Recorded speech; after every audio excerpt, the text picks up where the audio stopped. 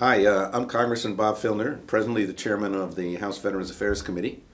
But the chairmanships depend on which party is in power, and my party, the Democratic Party, lost the majority in the House of Representatives for 2011. So I will be what they call the ranking member of the committee, that is the top Democrat. The chairman of the committee will be Congressman Jeff Miller from Florida.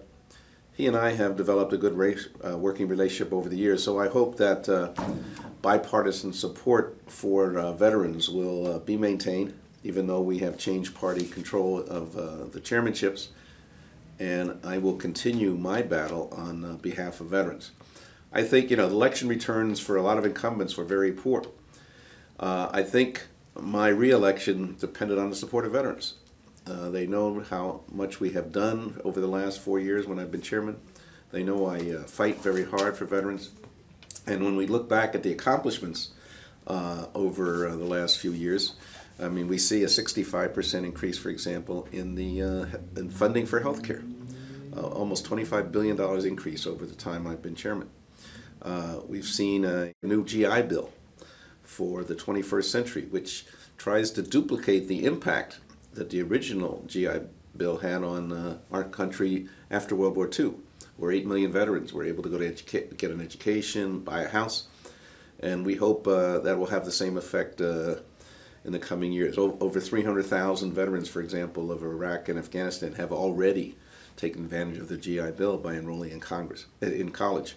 So we feel pretty good at that. We've tried to increase access for women veterans, for rural veterans, for homeless veterans. All those are long-term projects that we hope to follow up in the years to come. For example, we have a 5-year plan to get all homeless veterans off the street. We passed in the House, I'm not sure it'll pass the Senate, but a Bill of Rights for women veterans, guaranteeing them respect and the kind of treatment that they should expect from a VA. Including, if necessary, for example, child care. If a single mom comes into the VA who's a veteran, they shouldn't have to deal with doctors being upset that little kids were around. There should be child care available. And so we're trying to move in all these directions, and I'm going to be trying to work with the new majority to make sure that that occurs. But, we still have a big problem. Access, especially for rural veterans, is a big problem.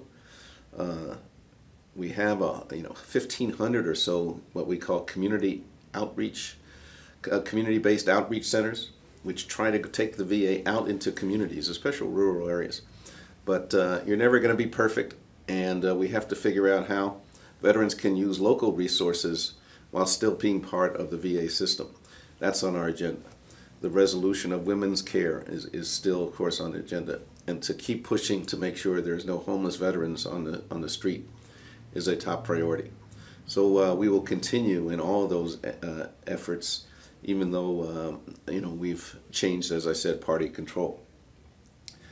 One of my biggest disappointments for the last few years has our inability to pass the Agent Orange Equity Act, which says, it doesn't matter that you didn't have your boots on the ground in Vietnam to be eligible for Agent Orange benefits, but that if you were in the blue waters off the coast, or in the blue skies above, or in Guam, where there were transshipments, or even bases in the United States where Agent Orange exposure may have occurred, you will be eligible.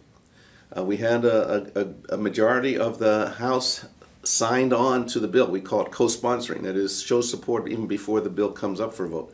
We had almost 250 members show support, which is more than the majority of the House.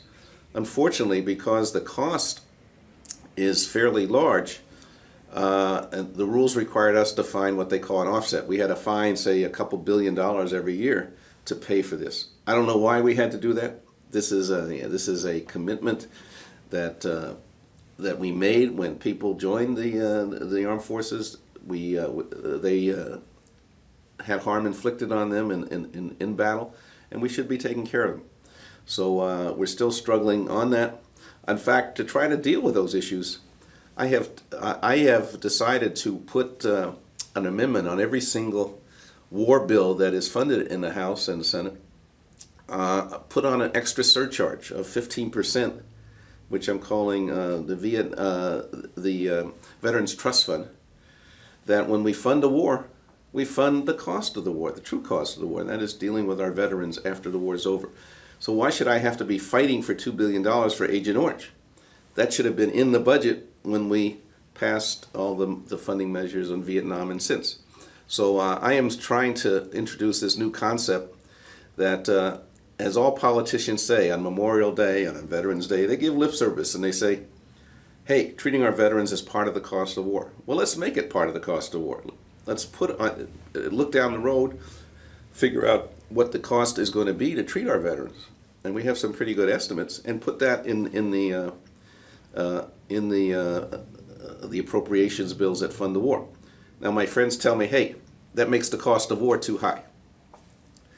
Well, as my grandchildren would say, duh, of course. But in a democracy, people should know what the true cost of war is, not just say we're going to fight it now and then 20 years later we'll worry about the kids who have Agent Orange. We have to really take it seriously that the true cost of war is what we have to pay for. So these are all battles that still have to be fought. We always start a new year, as we will in 2011, with hope that that we're going to do all these things, and I'm looking forward to working with the new chairman of the committee to make sure that they all do happen. Merry Christmas to everybody. Thank you for your support of our nation's veterans.